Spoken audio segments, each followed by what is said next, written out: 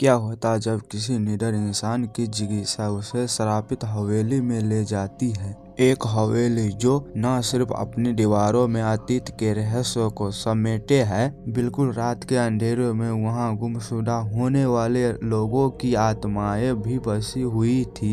अर्जुन ने उसे चुनौती दी, लेकिन क्या वो उस भूतिया हवेली से जिंदा निकल पाएगा? जानिए इस खौफनाक सच्ची घटना के बारे में जो आपको रूह कपा देगी। यह कहानी एक सच्ची घटना पर आधारित है जो एक छोटे से गांव की है, जहां पर एक जानी मानी और बुरी तरह से शापित हवेली खड़ी थी। उस हवेली के बारे में गांव में तरह तरह की बातें फैली हुई थी। गांव के बुजुर्गों का कहना था कि उस हवेली में रात के वक्त भूत प्रेत घूमते हैं और उस हवेली में जो रात बिताने जाता वह कभी सुबह नहीं आता। यह कहानी है एक युवक अर्जुन की, जो एक शहर से उस गांव में आया था। अर्जुन एक बहादुर और निडर इंसान था। जब उसने गांव में हवेली के बारे में सुनी तो उसका मन जिज्ञासा से भर गया और उसने तय किया कि उस हवेली की सच्चाई जानकर ही रहेगी। अर्जुन ने गांव के बुजुर्गों से हवेली के बारे में पूछा तो उन्होंने चेतावनी दी,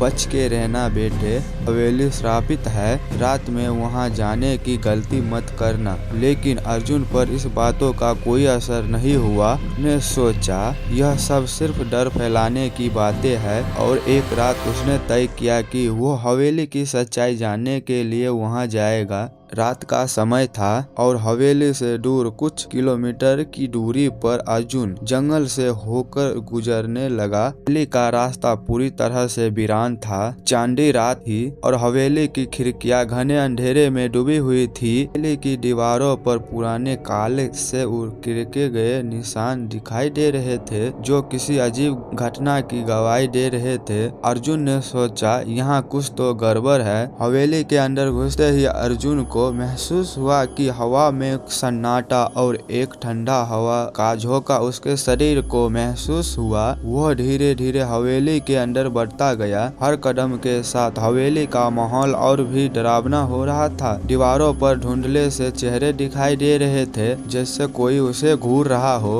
अपने डर को नकारते हुए एक कमरे का दरवाजा खोला। कमरे में घने अंधेरे के अलावा कुछ नहीं था। जैसे ही अर्जुन अंदर कदम रखा, अचानक बंद हो गया और कमरे की रोशनी चली गई। अर्जुन का दिल तेजी से धड़कने लगा कि चारों ओर सन्नाटा था। रहस्यमय आवाज गूंजने लगी। क्यों कदम रखा, पीछे मुड़कर देखा, कोई नहीं था। आवाज फिर से सुनाई दी, हमारी शांति में खलल डाला है, अब तुम हमें नहीं बचा सकते। अर्जुन ने समझ गया कि वह कहीं न कहीं बहुत बड़ी गलती कर चुका है। दरवाजे को खोलने की कोशिश करने लगा, जा लोहे का बन गया हो। कमरे के कोने में एक भूतिया रूप उभर कर सामने आया। आँखों में नफरत और बदला लेने की आग जल रही थी। धीरे धीरे अर्जुन के पास आया और बोला, हमारी शांति को भंग किया है, अब तुम्हारी बारी है। अर्जुन ने पूरी ताकत से दरवाजे खोला और बाहर भागने की कोशिश की। जैसे ही उसने कदम बढ़ाया और अजीब सी घटना महसूस करने लगा के भीतर कुछ भूतिया रूपों का एक समूह अचानक उसे घेरे में ले आया। डर के मारे कांपने लगा, लेकिन उसने हार नहीं मानी। अपनी पूरी हिम्मत जुटाई और जोर से चीखते हुए कहा, मैं तुम्हारी मदद नहीं कर सकता, लेकिन मैं तुम्हारे जाल से बाहर निकल ही रहूंगा। अर्जुन के अंदर एक अजीब सा साहस जग उठा और उसने एक जोरदार धक्का देकर भूत को पीछे ढकेल दिया। अचानक हवेली के भीतर सब कुछ शांत हो गया। ऐसे ही बाहर निकला, हवेली का दरवाजा अपने आप बंद हो गया और वहाँ कुछ पल के लिए सब कुछ शांत हो गया। अब भी तेजी से धड़क रहा था, लेकिन उसने अपना कदम वापस गांव की ओर बढ़ाया। उस रात के बाद से कभी उस हवेली के बारे में किसी से बात नहीं की। यह एहसास हुआ कि कुछ घटनाएं और कुछ जगह ऐसी होती है जिनके बारे में हम कभी नहीं समझ सकते, कि